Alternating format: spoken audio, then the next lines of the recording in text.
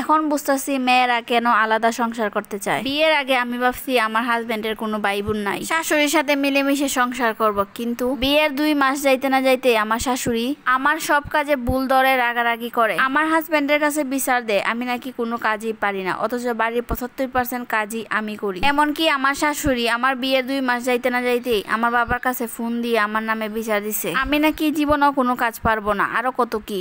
19 থেকে 20 হতে না হতেই শুধু ভুল ধরে। আমি 1 বছরের মধ্যে ওনার সাথে কোনোদিন খারাপ ব্যবহার করিনি, এমনকি ওনার কথার কোনো তর্ক ধরিনি, কিন্তু উনি আমার হাজবেন্ডের সাথে আমার বিষয় নিয়ে অনেক ঝগড়া করছে, এমনকি আমারে অনেক গালাগালিও করছে, আমার পরিবার নিয়ে অনেক খারাপ কথা বলছে, এমনকি বলছে আমি নাকি কোনোদিন সংসার গুছাইতে পারবো না, আরো কত কি। অথচ আমি ওনার ঘর মুছি। এমনকি অনেক সময় আমার শ্বশুর এবং শাশুড়ির জামা কাপড় আমি ধুই। ঘরের 70% কাজ আমি করি, অথচ আমি নাকি কোনো কাজই পারি না।